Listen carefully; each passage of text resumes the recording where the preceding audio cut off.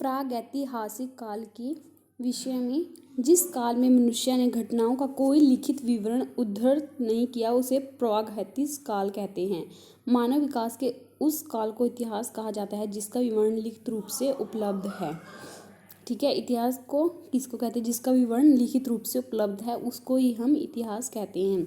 आग ऐतिहासिक काल क्या है? उस काल को कहते हैं जिस काल में लेखन कला के प्रचलन के बाद उपलब्ध लेख पढ़े नहीं जा सके। मतलब कि जिसमें आग ऐतिहासिक काल उसको कहते हैं जिसमें जो लेखन कला हैं, जैसे सिंधु घाटी सभ्यता हो गई, उसमें जो उपलब्ध लेख हैं वो पढ़े नहीं गए, क्योंकि जो उनकी जो पद्धति थी वो ग्रीड पद्धति थी। मतलब दाएं से बाएं तरफ लिखे जाते थे, वो दाएं से बाएं तरफ लिखे जाते थे। ठीक है, ज्ञानी मानव होमो सेपियंस का प्रवेश इस धरती पर आज से लगभग 30 या 40 हजार वर्ष पूर्व हुआ। पूर्व पाषाण युग या पूरा पाषाण काल के मानव की जीविका का मुख्य आधार शिकार था। शिकार पूरा पाषाण काल में आदि मानव के मनोरंजन के भी साधन थे। आग का आविष्कार पूरा पाषाण काल में, पहिए का नवपाषाण काल में हुआ है।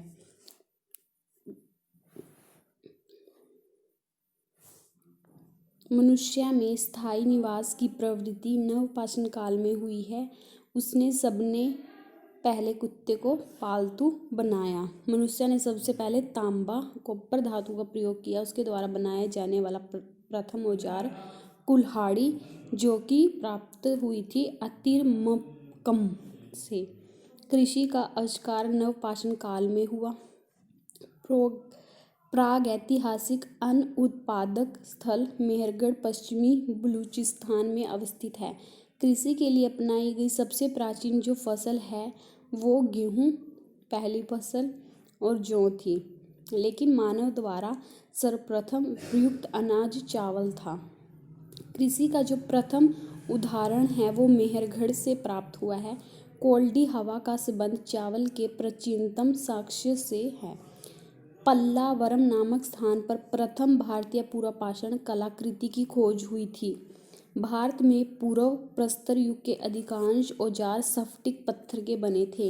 रॉबर्ट ब्रूसफुट पहले व्यक्ति थे जिन्होंने 1863 में भारत में पुरापाषाण कालीन औजार की खोज की। भारत का सबसे प्राचीन नगर मोहनजोदड़ो था, जहाँ से बंदरगाह व स्नानागार भी मिले थे। सिंधी भाषा में जिसका अर्थ है मृतकों का टीला, और कालीबंगा काली रंग की चूड़ियाँ। असम का श्वेत ब्रू गिवन भारत में पाए जाने वाला एकमात्र माओ भाव कपी है। ठीक है, इनाम गांव ताम्रपाषाण युग की एक बड़ी बस्ती थी। इसका संबंध जोरवे संस्कृति से है। भारत में शिवालिक की पहाड़ी से जीवाश्म का प्रमाण मिला है। भारत में मनुष्य संबंधी सबसे पहला प्रमाण नर्मदा घाटी में मिला है। नोट, ये नोट है यहाँ पर। भारतीय नागरिक सेवा के अधिकारी रिजले प्रथम व्यक्ति थे जिन्होंने पहली बार वैज्ञानिक आधार पर भारत की जनसंख्या का प्रजातीय विभेदीकरण किया है। हड़प्पा सभ्यता का सर्वाधिक मान्यता प्राप्त काल है 2500 ईसा पूर्व से 1750 ईसा पूर्व। सिंधु घाटी की सभ्यता की समकालीन नहीं थी। कौन सी सभ्यता जो सिंधु घाटी की सभ्यता की समकालीन नहीं थी? ग्रीक की सभ्यता। सिंधु घाटी की सभ्यता कहाँ तक फैली हुई थी? पंजाब, राजस्थान, गुजरात, उत्तर प्रदेश, हरियाणा, सिंध, बलूचिस्तान। ठीक है, सिंधु घाटी सभ्यता के जो की खोज हुई थी वो किसके अध्यक्षता में हुई थी? जॉन मार्शल की अध्यक्षता में हुई थी। सिंधु घाटी सभ्यता में घोड़े के अवशेष कहाँ मिले हैं? सुरकोटता से। सिंधु घाटी स्थल कालीबंगन किस प्रदेश में है? राजस्थान में। कालीबंगा का अर्थ क्या है? काले रंग की चूड़ियाँ। ठीक है, किस पदार्थ का उपयोग हड़प्पा काल की मुद्राओं के निर्माण में मुख्य रूप से किया गया था? सेल खेड़ी। हड़प्पा सभ्यता किस युग की थी? कांस्य युग की।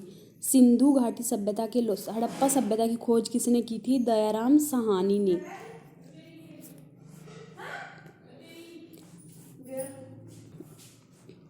सिंधु घाटी सभ्यता के लोगों का मुख्य व्यवसाय क्या था? व्यापार।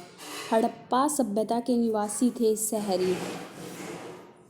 सिंधु सभ्यता के घर किससे बनाए जाते थे? ईंट से, पक्की ईंटों से। हड़प्पा वासी किस वस्तु के उत्पादन में सर्वप्रथम थे? कपास। हड़प्पा सभ्यता का प्रथम खोजकर्ता कौन था? दयाराम साहनी 1921 में। सिंधु सभ्यता का पतन नगर बंदरगाह कौन सा था? लोथल।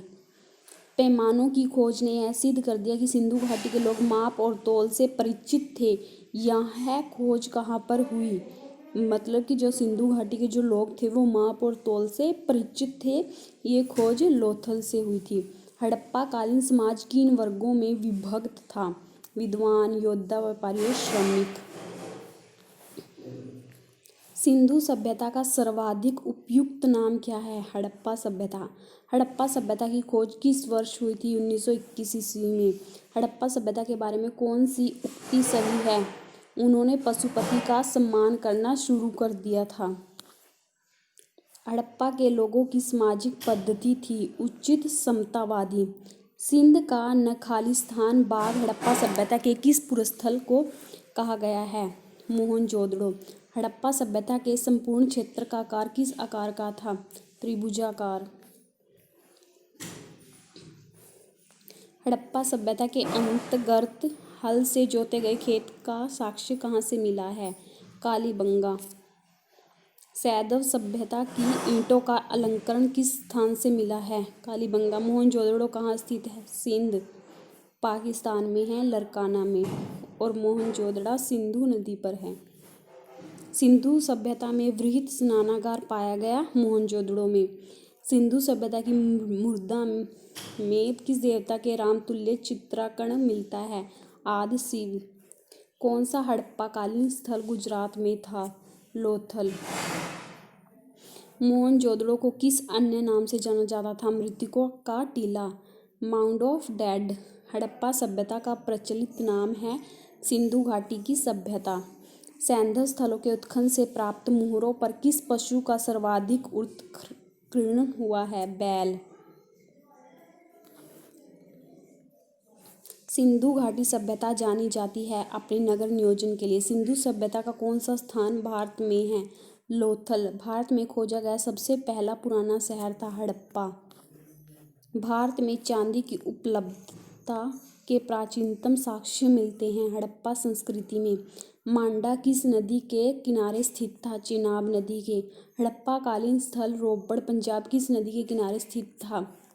सतलज नदी के। हड़प्पा में एक उन्नत जल प्रबंधन प्रणाली का पता चलता है धोलावीरा में। हड़प्पा के मिट्टी के बर्तनों पर सामान्यतः किस रंग का प्रयोग हुआ था? लाल। सिंधु सभ्यता किस युग में पड़ता है? आग ऐतिहासिक काल जिसको पढ़ा नहीं जा सकता।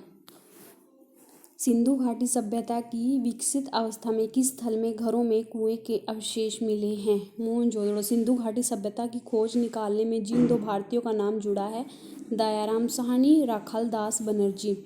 रंगपुर जहाँ हड़प्पा की समकालीन सभ्यता थी वह सौराष्ट्र में है। हड़प्पा व मोहनजोदड़ो की पुरातात्विक खुदाई के प्रभारी थे किसकी अध्यक्षता में की थी ये? Sir John Marshall. किस पशु की आकृति जो मुहर पर मिली है जिससे ज्ञात होता है कि सिंधु घाटी व मेसोपोटामिया की सभ्यताओं के मध्य व्यापारिक संबंध थे? बैल। सिंधु घाटी के लोग विश्वास करते थे मातृ शक्ति में। सिंधु स्थल समुद्र तट पर स्थित नहीं था। कोट दीजी।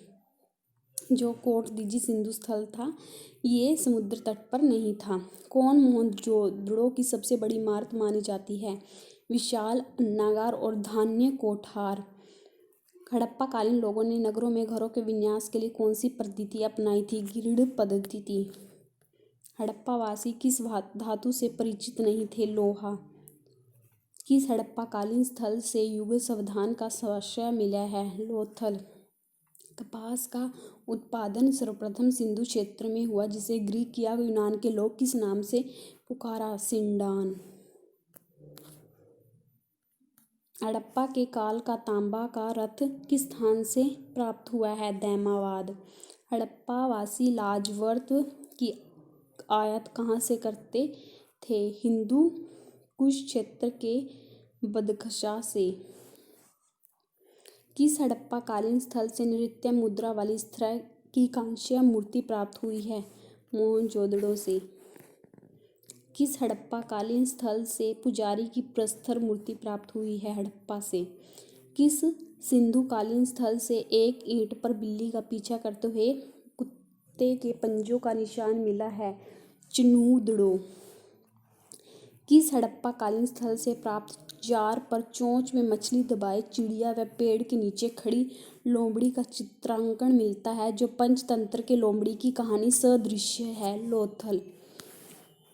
स्वतंत्रोत्तर भारत में सबसे अधिक संख्या में हड़प्पा कालीन खोज किस प्रांत में हुई है? गुजरात में। चावल फसल हड़प्पा कालीन लोगों द्वारा उत्पादित नहीं की जाती थी। हड़प्पा कालीन स्थलों में अभी तक किस धातु की प्राप्ति नहीं हुई है? लोहा।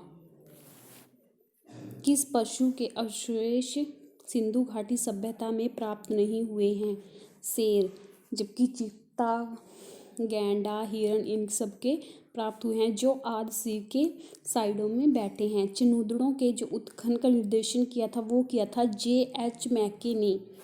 हड़प्पा सभ्यता की खोज किस वर्ष हुई थी? 1921 में। हड़प्पा सभ्यता के बारे में कौन सी उक्ति सही है? उन्होंने पशुपति का सम्मान करना शुरू किया।